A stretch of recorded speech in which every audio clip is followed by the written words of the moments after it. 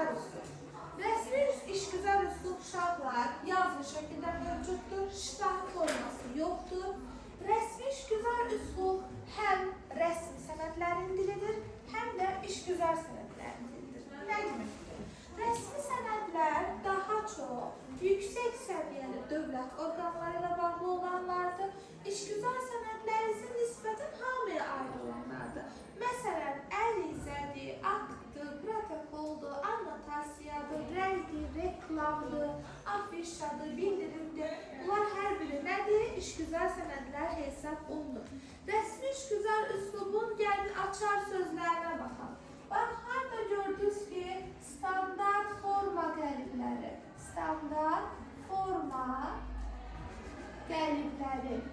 Standart forma sözünü harada gördünüzsə, qəlib sözünü harada gördünüzsə, deməli, söhbət nədən gedir? Rəsmi işgüzar üslubdan gedir. Sonra, normallığı möhkəm,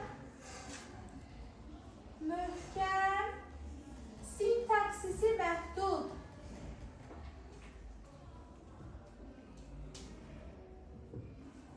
Nə deməkdir, aşağılar?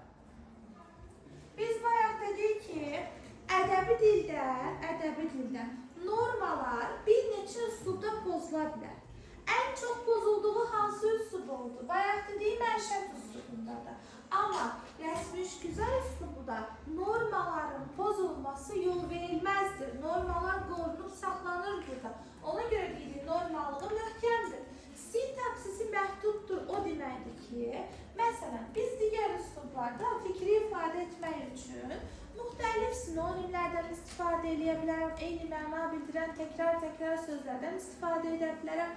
Amma rəsmi işgüzar üslubun söz ehtiyatı azdır, standart sözlər var burada. Sintaksis nə deməkdir? Cümlə ehtiyatı, söz ehtiyatı. Deməli, sintaksisi məhduddur, yığcamdır. Burada istifadə olunan konkret sözlər var, standart sözlər var.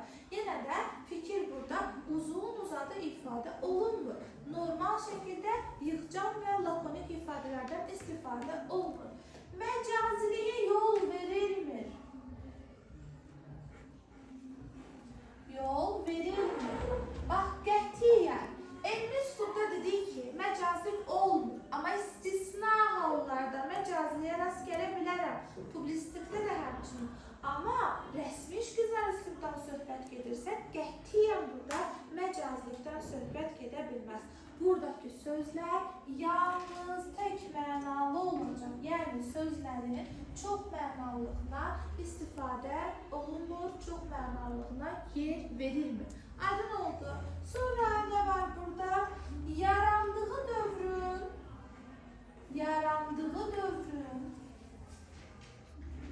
cümlə konstruksiyasını qısa şəkildə yazıram. Olduğu kimi qoruyub saxlayır. Olduğu kimi qoruyub saxlayır. Deməli, bu cümləni də görsəz, söhbət hansı üslubdan gedir? Rəsmi işgüzar üslubdan gedir. Testdə işləyən zaman açar sözləriniz veribsə, bunları götürürük.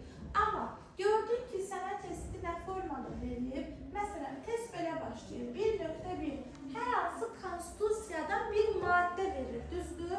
Konstitusiyadan maddəni gördünsə, deməli, sənin mətnin rəsmi işgüzar üslubdadır. Rəsmi işgüzar üslubda cümlədəki feillər adətən əmir və şərt şəklində ifadə olunur. Deməli, uşaqlar, ən çox qarışdırılan hissəyə toxunacağım. Biz bilirik ki, publisistik üslub da məlumat xarakterlidir və rəsmi işgüzar üslubun bəzi işgüzar sənədləri var ki, biz oradan da məlumat alırıq. Bununla bunu bəzən uşaqlar qarışdırırlar. Əsas nəyə diqqət edilməlidir? Əgər söhbət publisistik üslubdan gedirsə, orada vəziyyət necə olur? Hadisə olur, bitir, onun məlumatı daha çox, həmişə yox, %90%.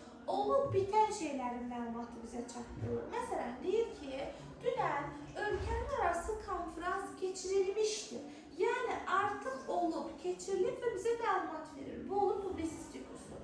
Bir də var, deyir ki, sabah filan saatda konferans keçirilsin. Artıq bu nə olur? Rəsmi işgüzar üslub hesab olunur. Reklamla qarışdırırlar o informasiyanı. Məsələn, gedirsən, görürsən ki, hər hansı bir yerdən asılıb yazılıb ki, sabah saat 12-də filan müğənninin konserti keçiriləcək.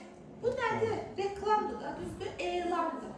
Elandır, reklamdır, afişadır. Bu tip sənətlər yenə də rəsmi işgüzar üslub hesab olunacaq. Bunu da publisistik üslub götürməyəcəksiniz. Aydın olduğu uşaqlar. Yəni, rəsmi işgüzar üslub daha çox, yenə deyirəm, yəni adında rəsmi sözü varsa, daha çox orada nəyi götürmürsünüz, rəsmi sənətlər axtarmırsınız, işgüzar sənətlər də buna aiddir. Məsələn, deyir ki, belə bir cümlə verim. Vəsait müəllimlər və abituriyentlər üçün nəzərdə tutulmuşdur. Hara yazılır bu? Kitabın əvvəlində annotasiya görürsünüzdür. Annotasiya nədir? İşgüzar sənətdir və işgüzar da üslub olaraq təkcə işgüzar üslubumuz olmadığı üçün götürürük rəsmi işgüzar üslub. Dedik ki, digər üslublarda fərdiliyə nisbətən yer verilir. Amma rəsmi işgüzar üslubda qətiyyən fərdiliyə yol verilmir. Qəti surətdə fərdi üslub ünsürlərinə burada biz rast gələ bilmirik. Bir də uşaqlar, testdə sizi çaşdırmaq üçün belə bir cümlə yazacaq ki, işgüzar sənətlər nisbətən həcmcə geniş sənətlərdir, uzun sənətlərdir. Xeyr, daha necə olur? Qısa olur, yığcam olur, yəni daha kiçik sənətlər olaraq işgüzar sənətləri qəbul edilir. Aydın oldu, başa düşdük.